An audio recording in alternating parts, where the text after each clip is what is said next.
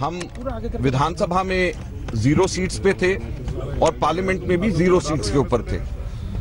लिहाजा 2 वर्ष का ये कठिन परिश्रम भरा समय था पूरे के पूरे कांग्रेस के कार्यकर्ताओं का। हमने इशू बेस्ड लड़ाई लड़ी, हमने पॉजिटिव लड़ाई लड़ी और मेरे ख्याल से सही ऑपोजिशन का रोल हम लोगों ने प्ले किया। हम लोगों को इस बात की तसल्ली जरूर है कि हमने रीजनेबल वापसी करी है। कांग्रेस पार्टी ने वापसी दिल्ली के अंदर 9% वोट से हम लोगों का ट्रेडिशनल वोट बैंक अब कांग्रेस का वापस आना शुरू हुआ है।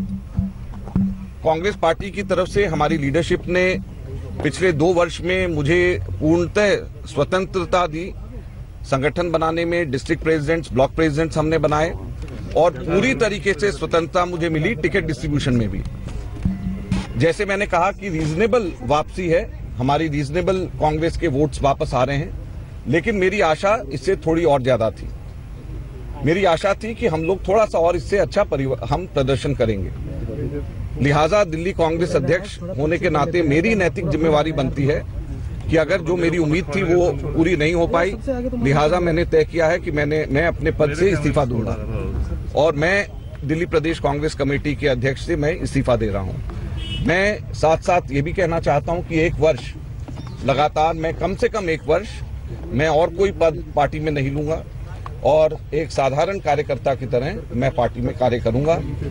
और इस पार्टी के साथ में मेरा जुड़ाव आइडियोलॉजिकल है और जिस आइडियोलॉजी के साथ में मैं पार्टी के साथ में जुड़ा हुआ हूं उसी के आधार पे मैं कार्य करूंगा। माधव जी, आपको लगता है कि दिल्ली कांग्रेस के जो कई बड़ी नेता हैं उनसे आपको सहयोग नहीं मिला? आपको लगता है?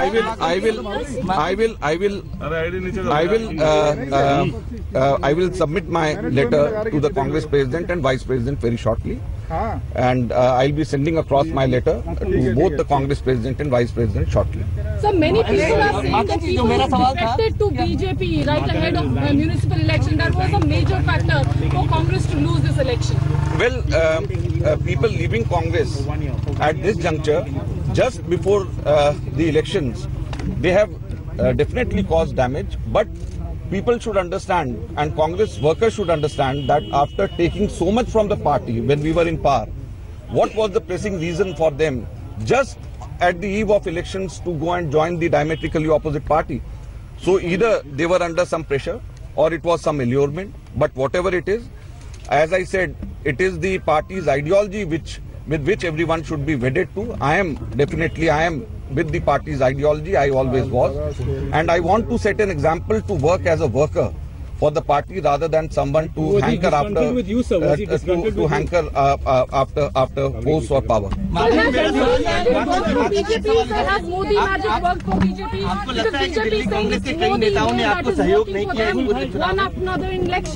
Well, I would like to congratulate the BJP for winning the elections, and I would like to congratulate Manoj Tiwari, the state BJP president, for winning the elections, and also the national leadership, because it was the national leadership which took it upon themselves to campaign in these local elections. But now they have to deliver, and they should not forget that Delhi also loves immensely any political party and punishes also immensely any political party, as we have seen in the past. And if you look at all these elections, like 2014, 7-0 for BJP, 2015, just 3 out of 70 for BJP, and now again people have voted for BJP. So it is different elections, people vote differently, and people love and punish both immensely to any political party in Delhi.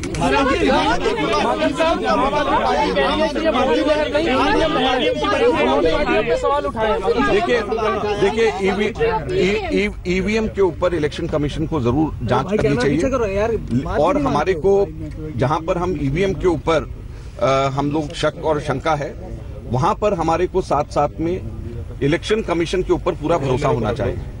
हमारे जो संवैधानिक संस्थाएं हैं जैसे election commission, उनके ऊपर हमारे को पूरा भरोसा होना चाहिए, और हम उम्मीद करते हैं कि इलेक्शन कमीशन हमारे इसके अंदर जो भी शंका होगी उसको दूर करेगा, क्योंकि जो हमारी इंस्टीट्यूशंस हैं उनको हम लोगों को डिमोलिश नहीं होने देना चाहिए। माधव जी, शीला दीक्षित ने कहा है, शीला दीक्षित जी ने कहा है कि उनको प्रचार के लिए नहीं बुलाया गया।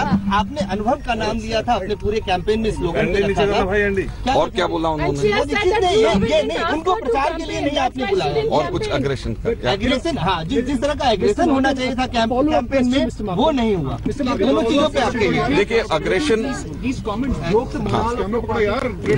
देखिए अग्रेशन की बात शीला जी ने कही है।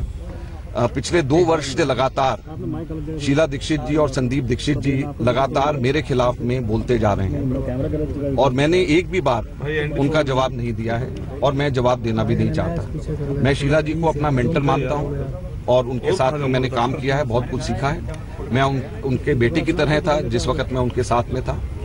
और अगर शीला जी ये कहती हैं कि हमारे में अग्रेशन नहीं था, तो शायद उनको लगता है कि जब संदीप दीक्षित मेरे खिलाफ बोल रहा है या वो मेरे खिलाफ बोल रही हैं तो मैं उसमें अग्रेशन वापस लेकर के आऊं, तो वैसा अग्रेशन मैं नहीं ला सकता। तो मैंने अग्रेशन का मतलब आपको अग्रेशन का जवाब दे दिया है। तो हमारा क्या है? कैंपेन के लिए क्यों नहीं बुलाया सर?